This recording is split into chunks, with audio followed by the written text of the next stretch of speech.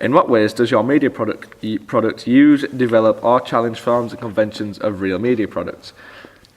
We aim to adhere to stereotypical indie conventions in terms of planning and research. We wanted to keep the same indie image that the band Dirty Green Vinyl had created for themselves. Initially, our idea was to use dolls in a dollhouse to create a narrative to fit with the lyrics of the song. This proved difficult as it was hard to find dolls which were wearing costumes that we wanted them to.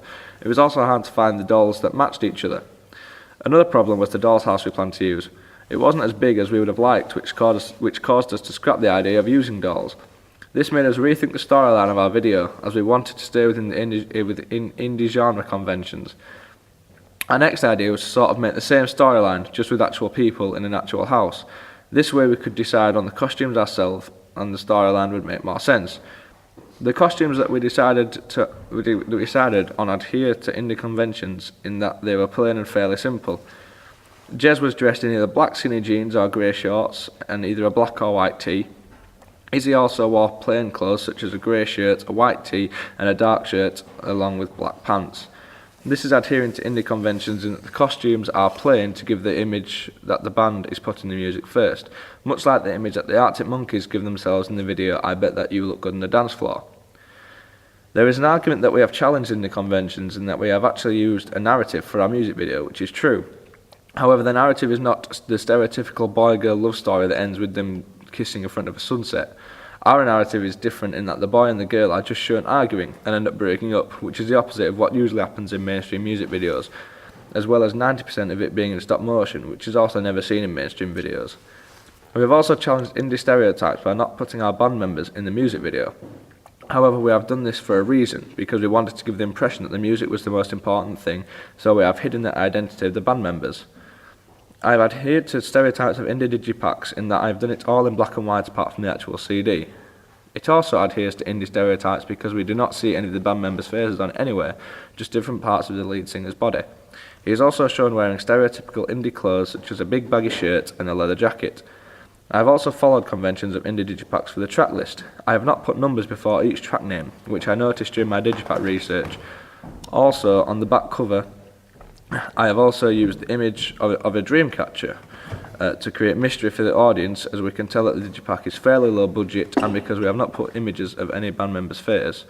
This will cause the audience to try and create a link between the image and the band. I also used the same font throughout my digipack, which adheres to indie conventions in that it, again, shows that the band consider music the most important thing rather than image.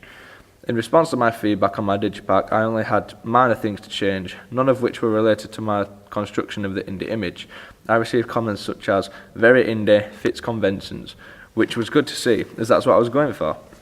The feedback we received in our music video was also very encouraging. Our peers made comments like, liking the costumes and also the stop motion is a really good idea. In what ways does your media products use, develop or challenge forms and conventions of real media products? As a group, we did quite a bit of research, including looking at many stop-motion videos from Spider-Man vs Batman on YouTube to the Crystal Fighters music video, Follow. The Crystal Fighters are an indie band, thus emphasising our interest in the stop-motion side of our indie music video by the band Dirty Green Vinyl. We were firstly going to do a stop-motion video with toy figures. However, after hours of practice and hours of trying to film, we came to the conclusion that it wasn't going to work. The toys were too difficult to manoeuvre and it was way too time consuming.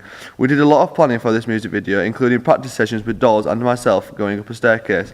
Planning also included storyboards, costume ideas and a narrative idea. We followed some conventions by having a very unique video, which is far from mainstream. We used indie clothing for the people in the video to relate to the normal retro indie fans and had a narrative which made sense. However, it was slightly disjointed, much like other indie videos, i.e. Crystal Fighters. We obviously wanted the video to be successful and go viral, hence why we created such an original and unique music video, so it would be noticeable, more appreciated and unsurprisingly new to indie music fans. We followed conventions of a certain indie band known as The Gorillaz. This band did not reveal the identity of their band, much like we haven't in our media products. However, this was just to gain interest and create a little bit of mystery within the band and its members. The plan was not to show them in the album, however the next album is set to reveal all. My magazine article also doesn't show the member of the band, with the lead singer's face covered up by a vinyl. The vinyl links to the name of the band, and when it is covering his face, adheres to an anonymity which we wanted to create. The magazine article also had ratings from different music bases such as NME and MTV, which is following conventions. My digipack also doesn't reveal anything about the band apart from their name. This is done to further extend the band's anonymity. The lipstick on the digipack relates to the album title, however it is not the stereotypical normal red lipstick, it is green lipstick, which is even more indie and unique.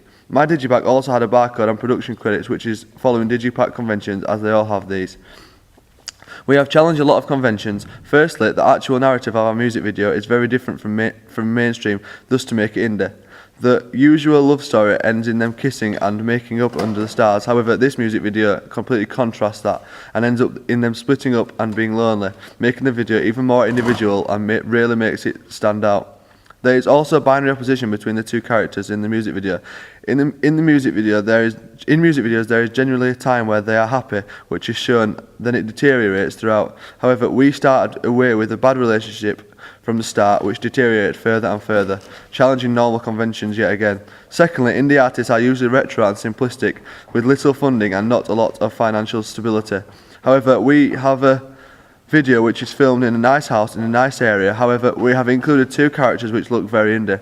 We have done this as a juxtaposition which makes the video even more different than any other, making it even more indie, which was our aim. Challenging conventions has in some ways made the video even more indie. The narrative fits with the song lyrics, which help the audience understand it more. The narrative matching the lyrics makes a bit more sense